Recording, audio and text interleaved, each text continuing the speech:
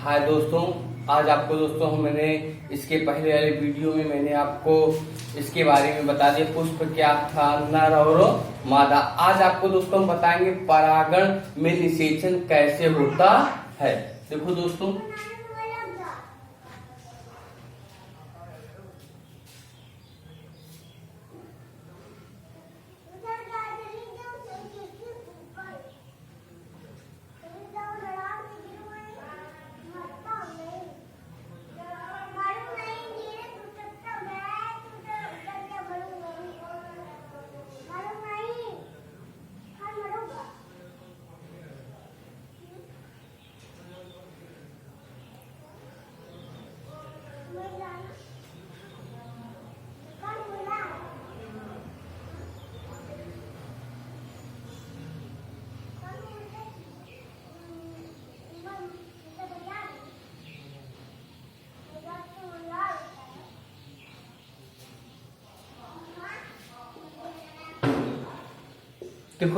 इसी प्रकार से हुआ करता है। यहाँ पर मादा युग्मक होते हैं।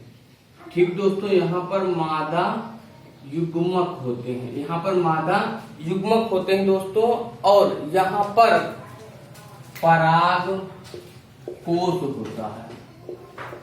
यहाँ पर पराग कोश होता है। अब दोस्तों, पराग कोश या परागकण, पराग कणों का पराग कोश, यहाँ से पराग कोश निकलकर वर्तिकाग्र से, यहाँ से निकलकर वर्तिकाग्र पर पहुंच जाता है। वर्तिकाग्र पर पहुंचता है, तभी इसमें निषेचन की क्रियाएं होती है। निषेचन की क्रिया, जब तक परागण यहाँ से परागण यहाँ निकल कर नहीं आएगा, तब तक परागण पराग कोश से परागण निकलकर जब तक वर्तिकाग्र पर नहीं आएगा, तब तक संतति कोशिकाओं का निर्माण नहीं होगा। और यह दो प्रकार का होता है। यह परागण कितने प्रकार का होता है? यह दो प्रकार, एक होता है स्व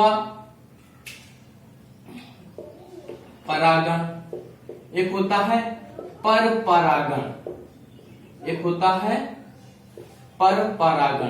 अब स्व परागण का मतलब होता है जो स्वपरागण जो स्वयं के द्वारा हो, और पर परागण जो दूसरों के द्वारा हो। यह भी प्रकार का होता है।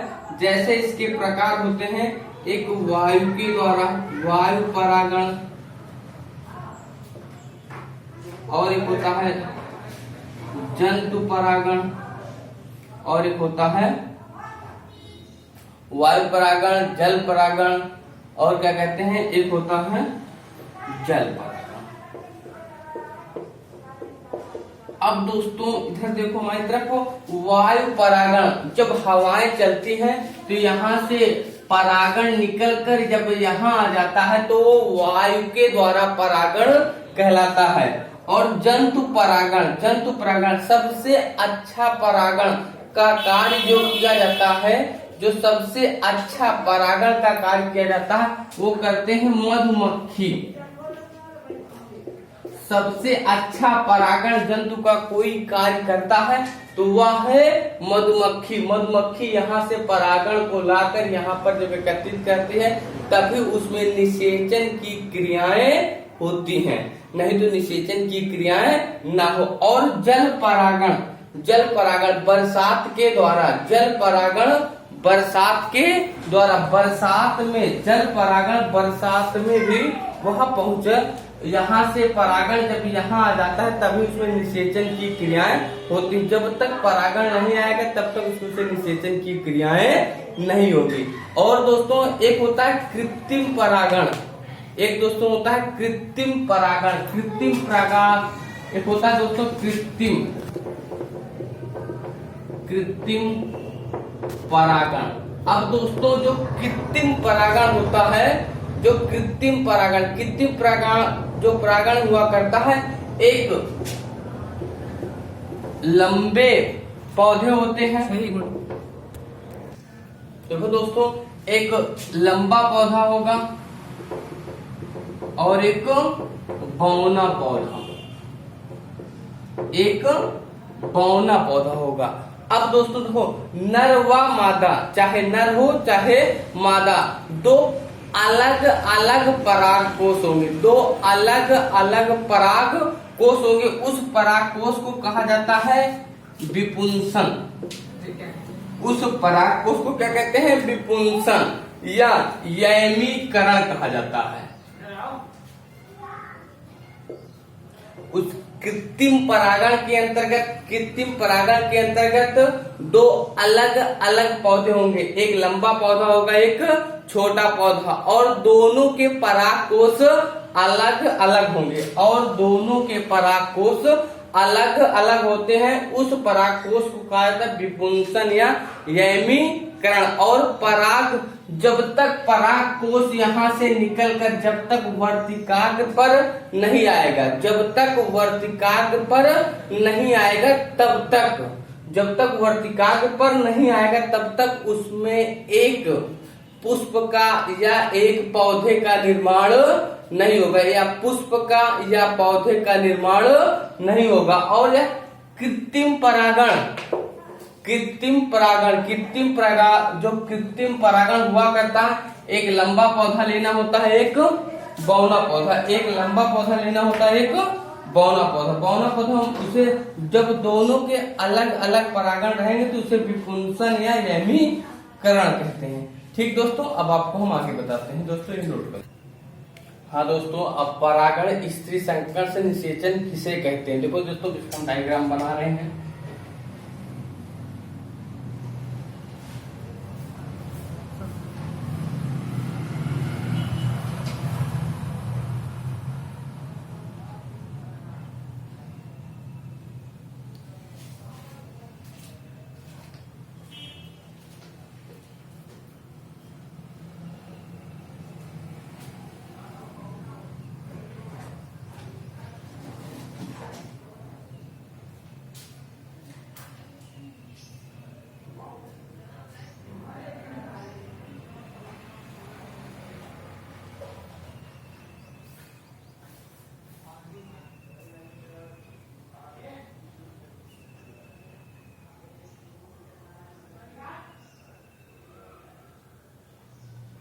देखो दोस्तों, इसे हम डायग्राम को कई बार बना चुके हैं, आपको याद हो गया होगा।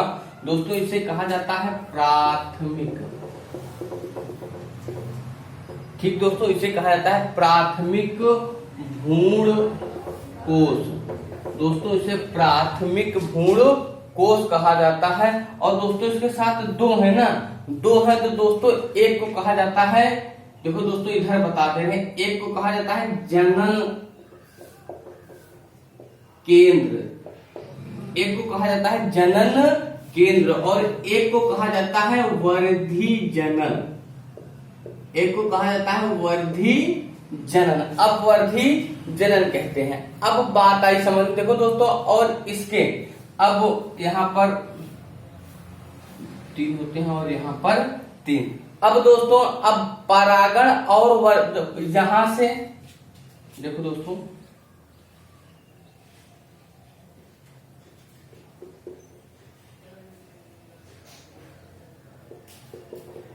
जब तक यहाँ से परागण निकलकर, जब तक यहाँ से परागण निकलकर वर्तिकाग्र, जब तक यहाँ से परागण निकलकर वर्तिकाग्र तक नहीं पहुंचेगा तब तक उसमें प्राथमिक भ्रूण कोष यहाँ से जब तक भ्रूण कोष यहाँ नहीं मिलेगा, यहाँ से मिलने पर यहाँ नहीं पहुंचेगा, तब तक उसमें प्राथमिक भ्रूण कोष का निर्माण नहीं होगा।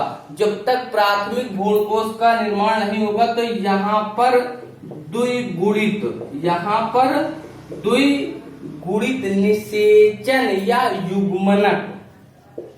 युग्मनक की क्रिया नहीं होगी। उसे एक चीज और कहा जाता है, उसे सम युग्मक भी कहा जाता है, उसे सम युग्मक। अब ध्यान से समझो, जब तक परागण यहाँ से निकलकर वर्तिकाग्र तक आता है तो उसमें निषेचन की क्रिया द्वियुग्मन या द्विगुणित या द्वियुग्मक या सम युग्मक कहे जाते हैं। और एक प्रकार से इसमें निषेचन की क्रियाएं अलग अलग होती हैं, इसमें निषेचन की क्रियाएं अलग अलग होती। जब तक यहाँ से नहीं मिलेगा, जब तक यहाँ से परागकोश निकलकर यहाँ नहीं आएगा, तब तक एक द्विगुणित का निर्माण नहीं होगा। और दोस्तों ऐसा कहलाता है जैसे कि हम सब लोग भ्रूण का निर्माण करने के लिए प्राथमिक भ्रूण कोश तक पहुंचाना ही पराग कोश वर्तिकाग्र से मिलेगा, पराग कोश वर्तिकाग्र से मिलेगा, वर्तिकाग्र पहुंचाएगा द्विगुणित युग्मक के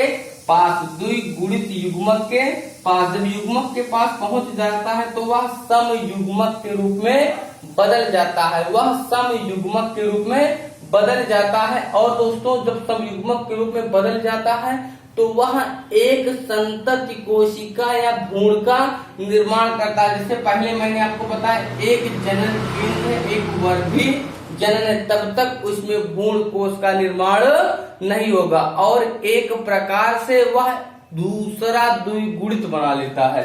दूसरा द्विगुणित की बात ये, यहाँ से निकलकर वह दूसरा द्विगुणित बना लिया जाया करता है। बात है दोस्तों, अब इसे नोट करो, नोट करके आपको देखो दोस्तों, अनिषेक फल किसे कहा था?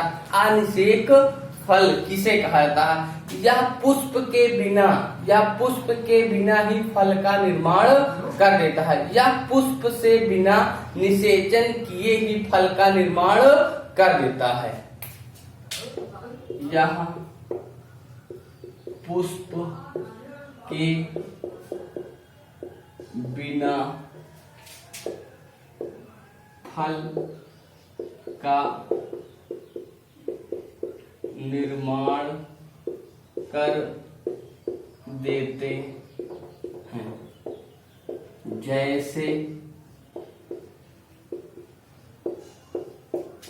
जैसे अंगूर, केला, अनानास इत्यादि। बात है सुनो। अब अनिषेक फल किसे कहते हैं? देखो दोस्तों, अनिषेक फल। अब अनिषेक फल किसे कहा जाता है? अनिषेक फल बिना निषेचन के ही भ्रूण का निर्माण हो जाए, बिना निषेचन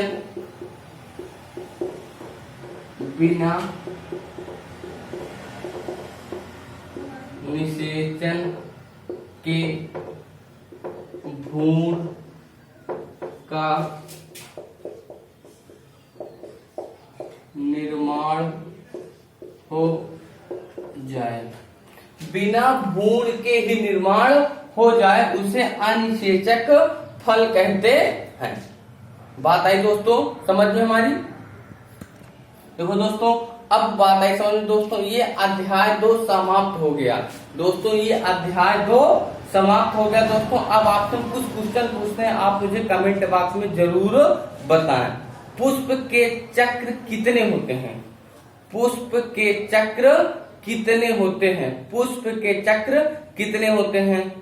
दूसरा क्वेश्चन देखो बच्चों, पुष्प के सहायक चक्र कौन होते हैं? पुष्प के सहायक चक्र। अभिनिषेक फल कौन से होते हैं? जो बगैर प्रजनन या जनन भ्रूण के निर्माण हो जाता है। ठीक है दोस्तों, आप मुझे कमेंट बॉक्स में जरूर बताएं हमारा वीडियो कैसा लगा आपको।